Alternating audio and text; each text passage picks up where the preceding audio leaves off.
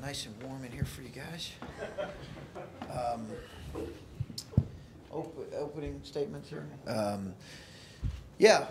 We've got obviously additional days here to prepare and continue to find the best way to get our guys. It's unique. I think the most unique thing may be the fact that you're looking at probably 21 days, 20 to 21 days between kind of Indiana to our upcoming game. So I think that's what makes it unique and a challenge.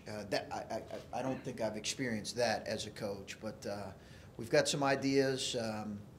I am going to talk, probably to a couple other Big Ten coaches that we know are in this thing to kind of get their ideas as well on what they may be doing. So, but we've got a plan in place, and Sunday will roll around here quicker than we all think, and it's our job just to try to let's get better. Let's use these days to get better and improve. Chris, you were talking last night about some spacing issues with Caden and JT and Caleb. Obviously, you've been successful with those three guys playing together before. Was that more of a product of just not making shots, or was Penn State packing things in a way that's going to give you something else to adjust for moving forward? That was it. JT's foul trouble, limited his minutes. That was the biggest issue with limiting his minutes. But yeah, the overall Bill issue was we couldn't score, and our lineup efficiency with those guys in there was not very good, and it was not very good after the game as well. And sometimes you don't. Again, those are one game plus minus that you don't always put a lot of stock into, but it was a combination of obviously them knowing us and knowing us well, but their size and their length around the rim, and the fact that they just were not honoring. They were not honoring Caleb if he went anywhere outside the paint, and they were not honoring JT outside of about 10 or 12 feet.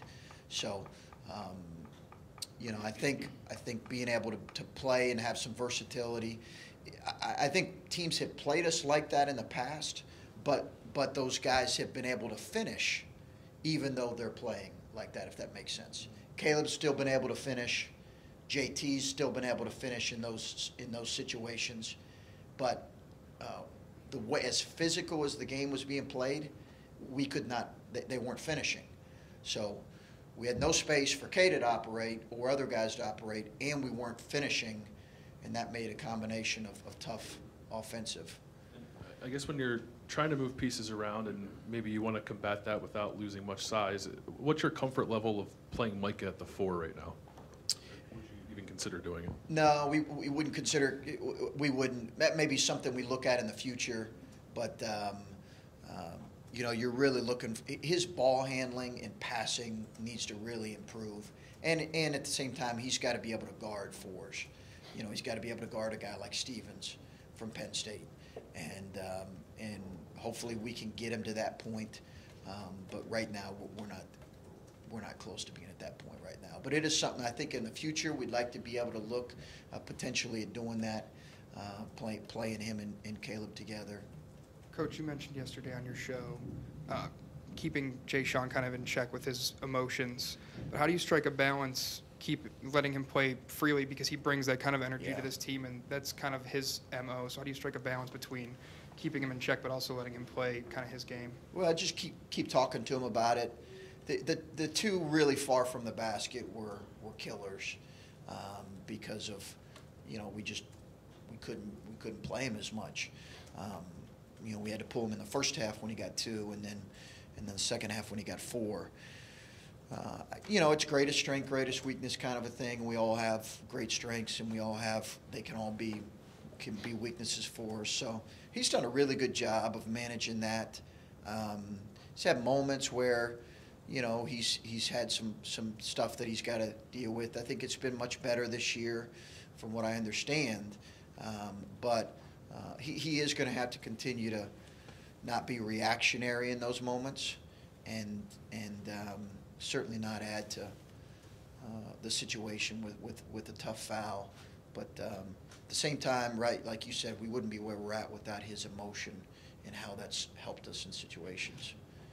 You talked about struggling to make some shots, and first possession you guys went right into Caleb, and he had that right-handed hook, and I think the second possession you went right into him and he kind of forced a shot. Yeah. Is some of it like is he still learning things and trying to figure out when he needs to go up for that hook and when he doesn't need to force a shot?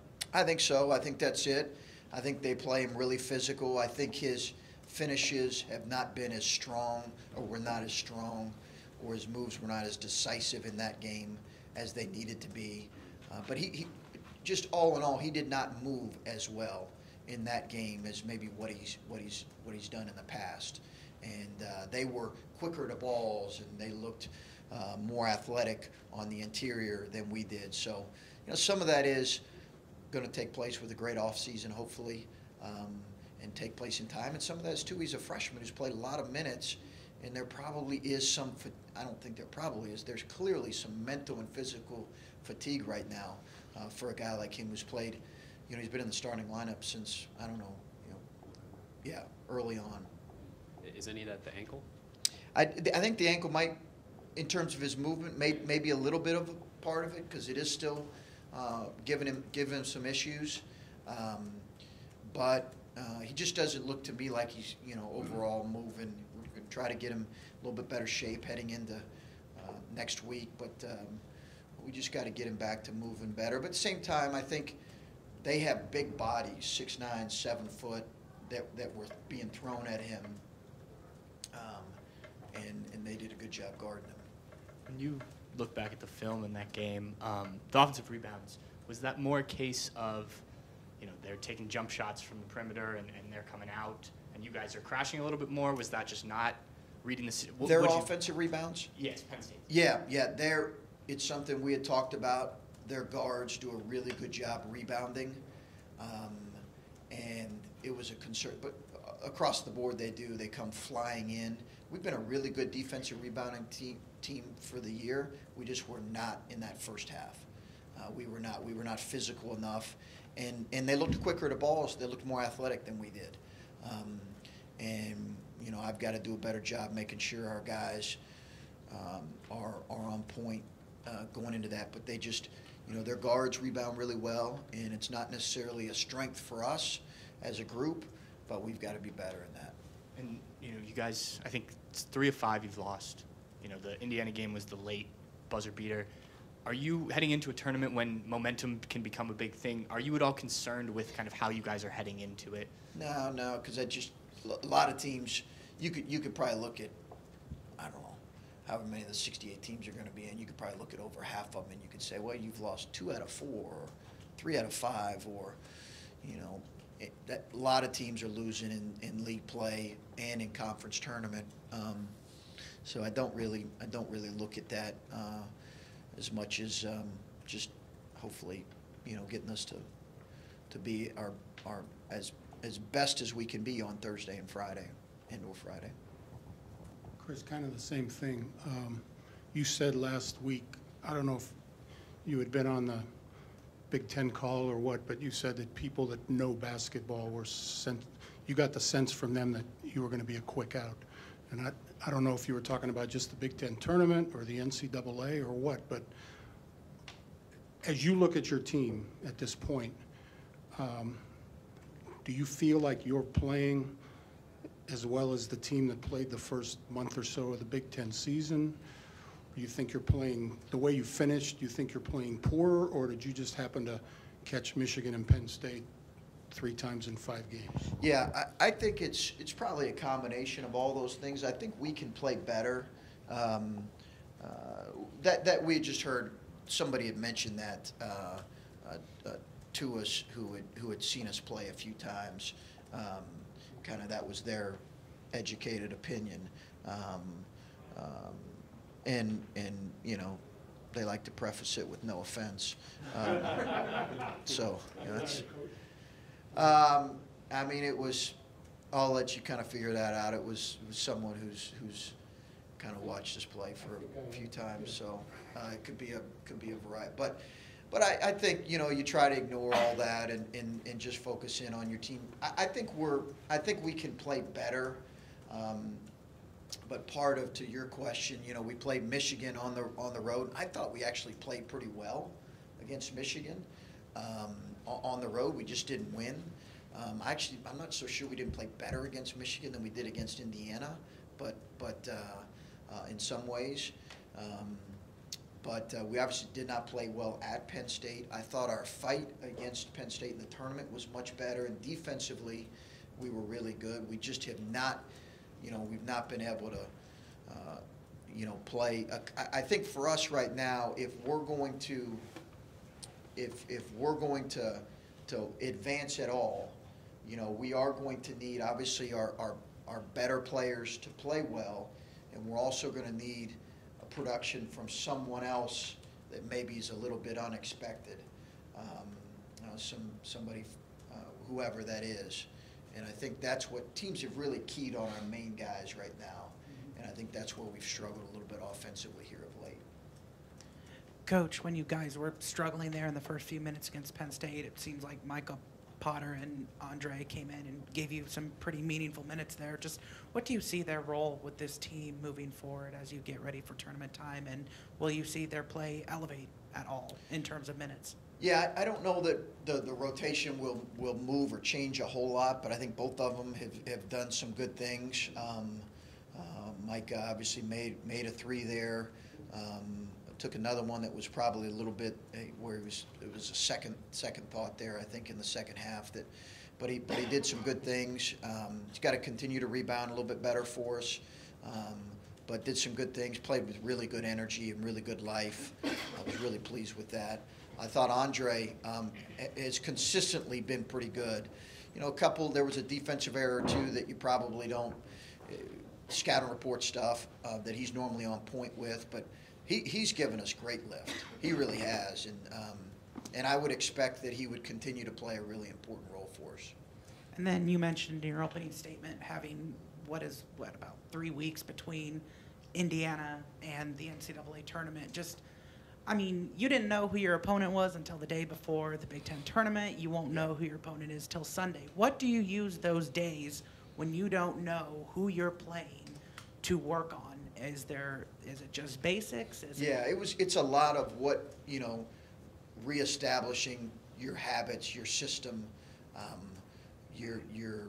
the details of how you want to play offensively and defensively.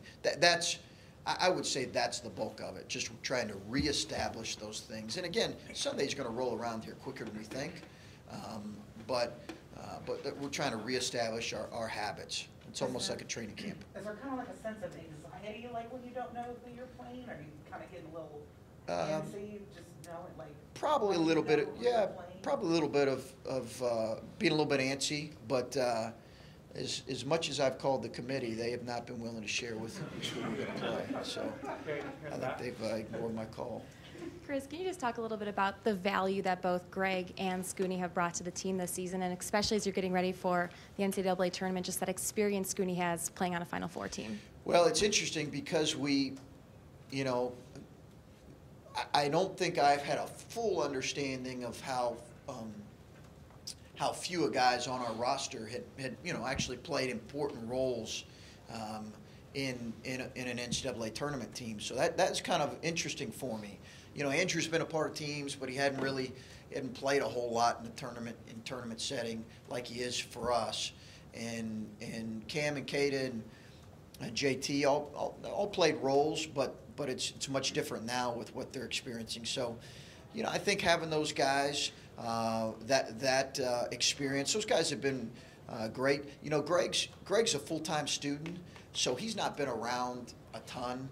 So I can't say that, you know, his influence is quite like Scooney's, because Scooney's with us every day, and around us, Greg's obviously a full-time student first. So, you know, I think at the end of the day, having those guys around, they love Ohio State.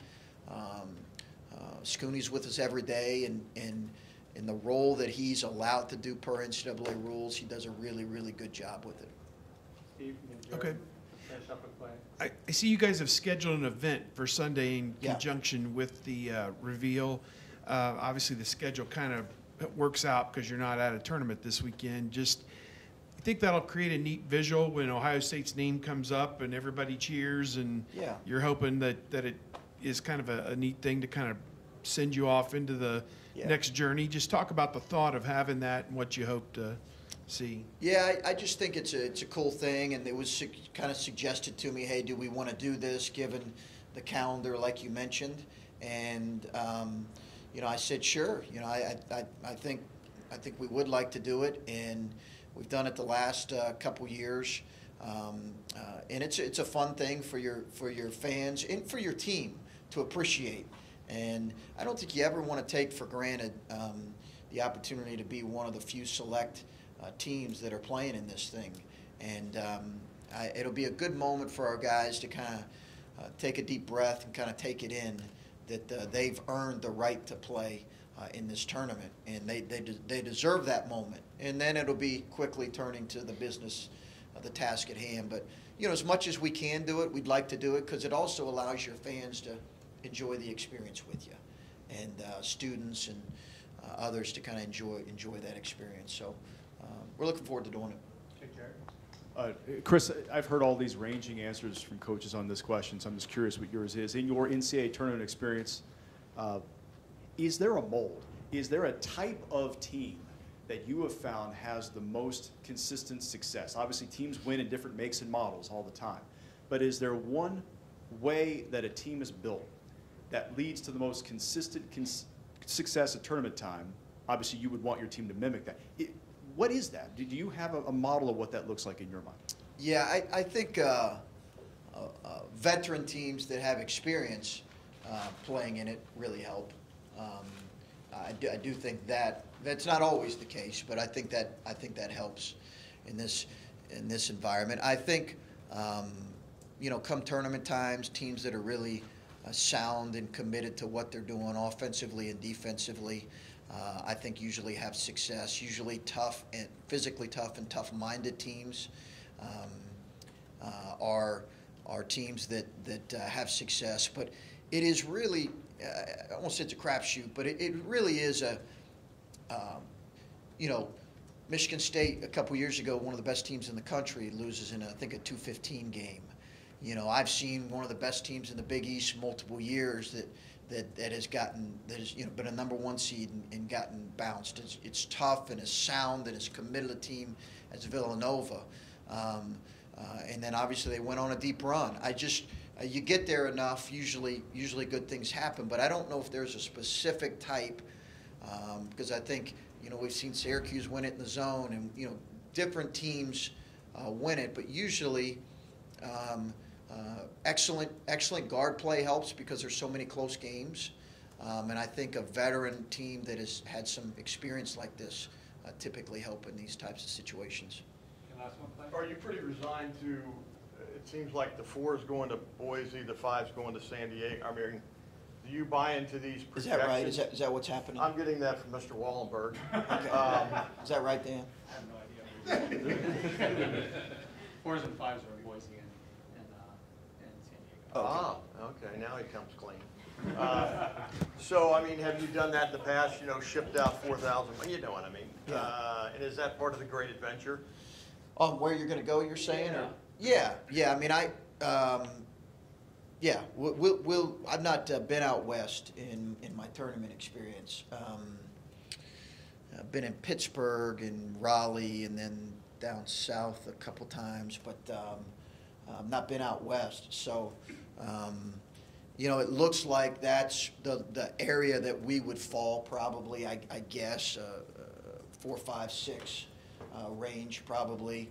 You know, in reality, you know you're playing a very, very good team in that scenario. So I don't know if a whole lot of that matters, but yeah, I mean, we'll go to Boise, or I hear San Diego's nice too. So you know, either one is fine. And what's a good tournament for you? In terms of just playing well and kind of going from there, because listen, it's really hard to win a game. It's really hard to get to the Sweet 16. Yep. You know, I'm glad we're not playing in the play-in game. I've always said, hey, just to get in, is great, but I've never wanted to play in that playing game. I'm